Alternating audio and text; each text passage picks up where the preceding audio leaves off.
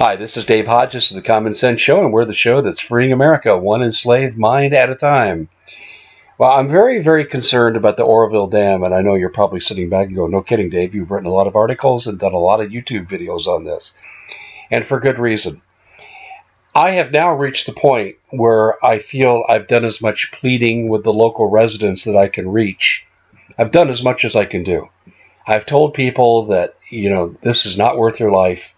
Your house is not worth your life. You can always rebuild, but you need to take your most personal, precious possessions and leave. And even some of your escape routes are being affected. I saw today an aerial photo of I-5 in which it was flooded out. So, choose your route carefully. But I would encourage everyone who is in the path between the Oroville Dam and Sacramento to leave. Why? Well, it's time to take off the gloves. It's glove removal time here on the Common Sense Show. I have avoided discussion of conspiracy with regard to Governor Brown in relation to the Oroville Dam because I did not want politics to enter into this. From my perspective, I didn't want to distract from the main message, which is this. I believe, in the people I've talked to up in the area, that the dam may not go today, tomorrow, next week. It may survive these storms, but it will not, in all likelihood, survive to June because of the winter runoff of the snowpack and the additional rains that are coming this way. Perhaps I'm wrong, and I hope I am wrong. But if I were in the path of this disaster, I would be leaving.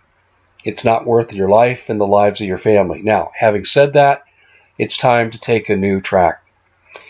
If you're not familiar with my work and Paul Preston's work and our work together on CalExit, I would encourage you to go to YouTube and review some of those interviews I've done with Paul. Also, they're available at thecommonsenseshow.com, and they're searchable in the search engine that I provide at The Common Sense Show. And once you come up to speed, you'll soon realize when we look at CalExit, this should be one of your search terms, that Jerry Brown does not have any love for this particular area.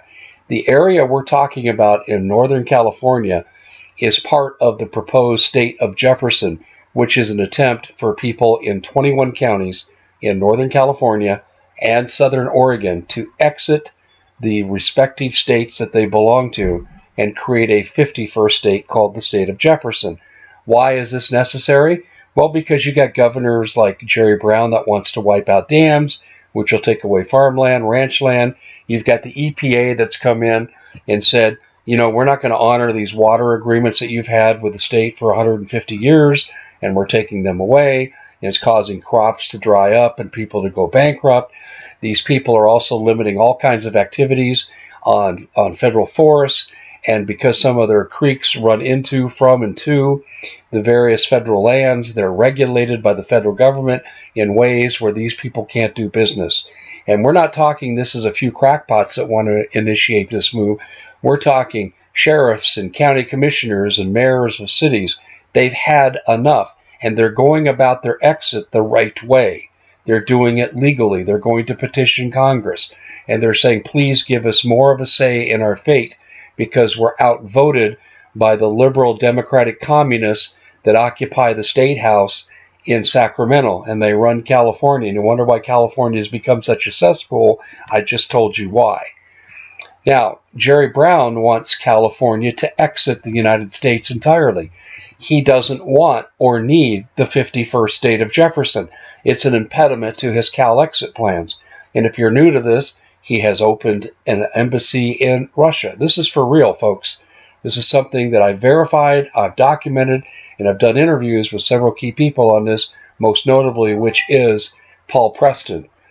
They have had at their meetings, according to embedded sources, the Mexican consulate, members of La Raza. Could you get more radical than that?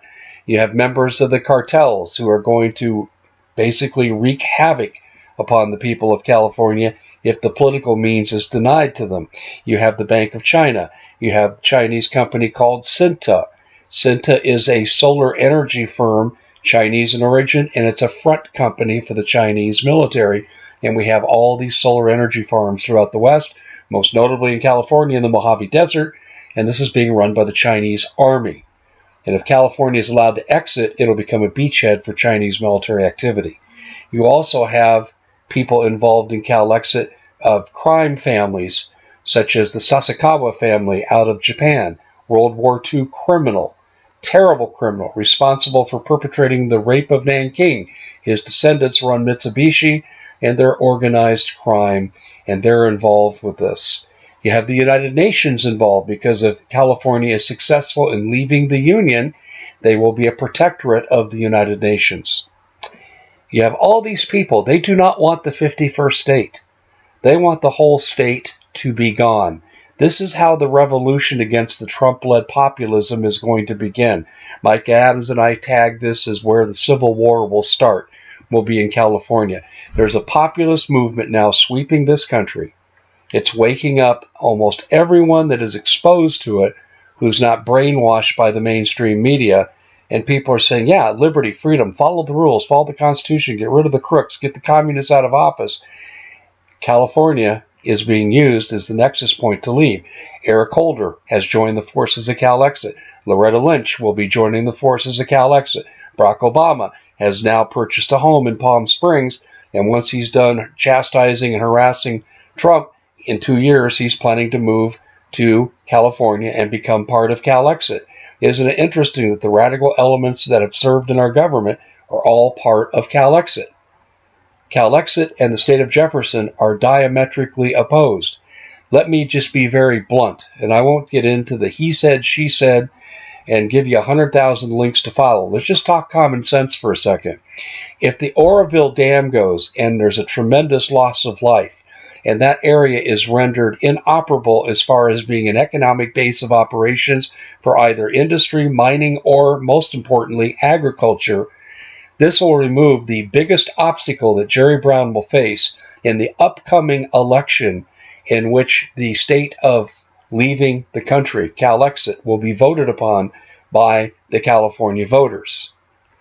Isn't this interesting that Jerry Brown is doing next to nothing? The sheriff of Butte County had ordered an evacuation. 188,000 people left their homes.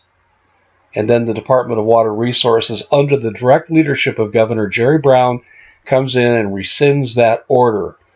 Now all the dams are filled to the brim in terms of relieving pressure for the Oroville Dam. The 2 spillways are not operable. The dam is bearing the brunt of everything that's coming. And beginning tomorrow is the first of 2 new storms that are going to bring a projected 9 to 10 inches of rain to the region.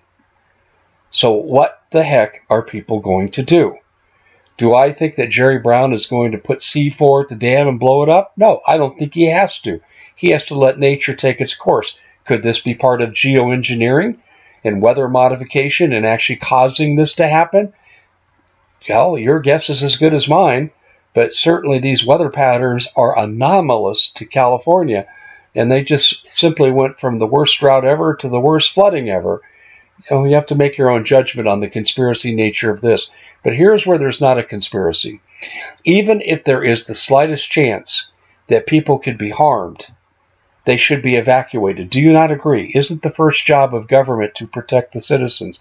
Jerry Brown has abrogated that responsibility. He has failed in his fiduciary responsibility, which his prime directive is to protect the citizens of California. But these citizens are gun owners. A lot of them are conservative. A lot of them are Republican. And a lot of them want the hell away from California in the state of Jefferson. If that dam breaks, a lot of his problems go away.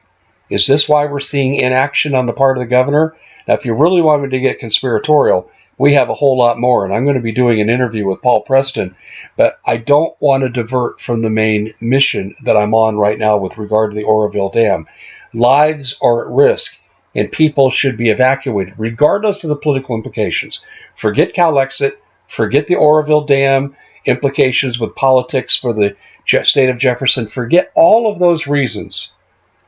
I am dedicated to the primary mission of seeing public safety served, and right now, public safety be damned, according to the governor's office. And quite frankly, I've had enough. California needs a new governor, and please, I'm imploring the leadership in that region, evacuate your people before it's too late. Because I just read a story today And it basically said that if the dam were to break, the people would not get out. There would not be enough warning. And this is from experts. And to fuel the fire, in the same article, I noted how workers were being fired for posting photos on social media of the condition of the dam. Isn't that the public's right to know? Why would you fire anyone for telling the truth if you're there to protect the public safety? This is evidence of a massive cover-up that starts in the governor's office and lends credence to the conspiratorial nature that I've brought to this particular broadcast.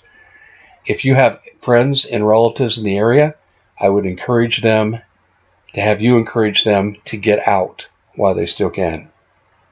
I want to thank you for listening to this most dire broadcast. Thank you for being willing to help. I want to let you know that we are sponsored by Numana Foods, making this broadcast possible.